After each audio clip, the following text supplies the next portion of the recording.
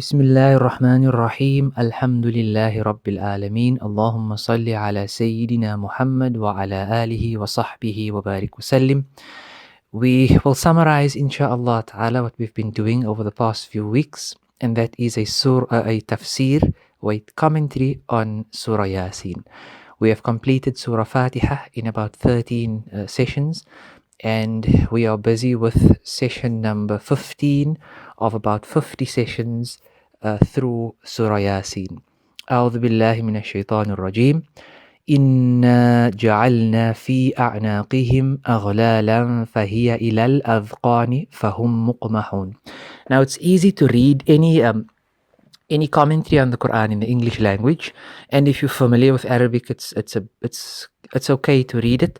But what we need to understand is that information is everywhere, and what we've been taught is that ilm and the light and the nur of knowledge resides within the breasts of human beings, and that nur is transferred from person to person, and we call that a sanad, a chain of transmission, where the knowledge that was received is passed on. We are looking at a verse, إِنَّا جَعَلْنَا فِي أَعْنَاقِهِمْ أَغْلَالًا فَهِيَ إِلَى الْأَذْقَانِ فَهُمْ مُقْمَحُونَ, which we've completed before, but we are going to revise from here and go forward.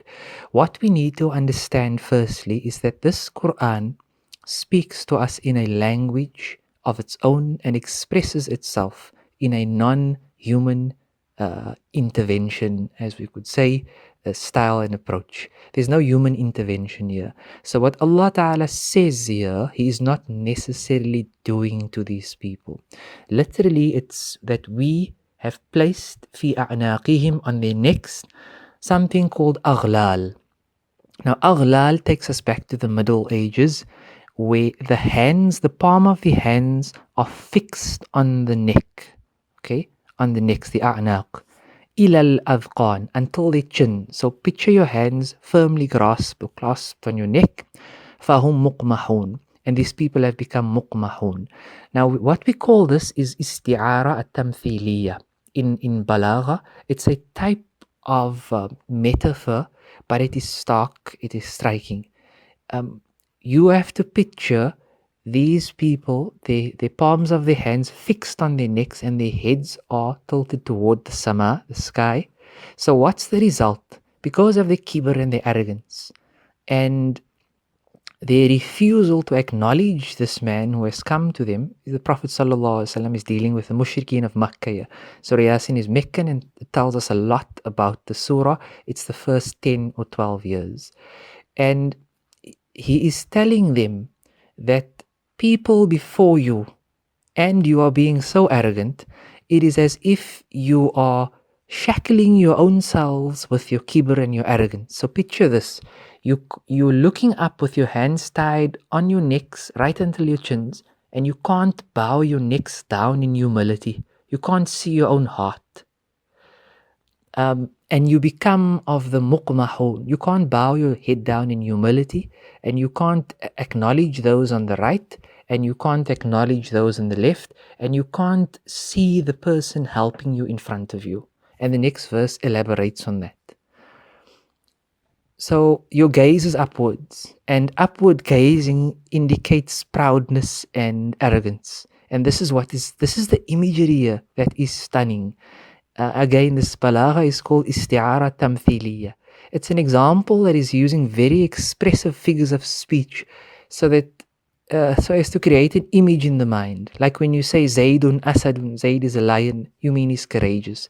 Here, the image must come out, and we have to see this. This is the beauty of the Quran. So it depicts their resolve to persist in their kufr and the inability to choose any other path. And it's portraying them as a people who wear iron collars, stiff-necked, with their eyes gazing upward. And it's indicative of them neither being able to humble themselves to the truth and extend their necks down with sincerity. So they are trapped, and we'll see how they are trapped soon. فَهُمْ مُقْمَحُونَ. مُقْمَحُونَ قَمَحَ is, they say, al-bi'r fahuwa qamih. When the camel goes to the bi'r, to the well, he is qamih. He raises his head up, and when he drinks from the pond, he looks up in almost like in an arrogant stance. So they are being like this stubborn camel.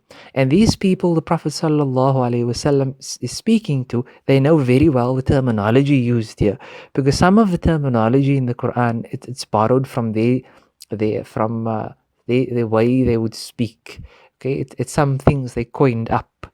So if you look at the Tafsir of Fakhr Razi, rahimahullah ta'ala, he says they have shackled themselves and they are blind. They are blind, and that's made clear in the next verse. وَجَعَلْنَا مِن بَيْنِ أَيْدِيهِمْ سَدًّا. And we have therefore placed for them, in front of them, a sadda, a barrier. وَمِنْ خَلْفِهِمْ سَدًّا. And there's a barrier behind them. فَأَغْشَيْنَاهُمْ فَهُمْ لَا يُبْصِرُونَ. They are in a complete spiritual slumber. They can't see. Their perception is gone. لَا يُبْصِرُونَ. They can't see with their eyes nor with their hearts. Al-Imam Shaykh Ibn Ajiba rahimahullah ta'ala says these barriers, the sad or sud, is a barrier that is placed in front of them so they cannot see where they are going to. They are going either to Jahannam or to Jannah, and they can't see it. They are blind to the spiritual life to come. وَمِنْ خَلْفِهِمْ سَدًّا. They are blind from where they came from. They are trapped in temporality, and it has covered them completely. They are veiled and they have no insight. And this is the Quranic language, the Quranic descriptive of these people. Allah Ta'ala is not doing this to them. They are doing it to themselves. And this is how Allah Ta'ala chooses to express it. Inshallah Ta'ala, from here we are going to carry on and try and look at the verses practically so we may benefit as much as possible. وَصَلِّ وَسَلِّمْ عَلَى سَيِّدِنَا مُحَمَّدٍ وعلى آله وصحبه وبارك وسلم والحمد لله رب العالمين.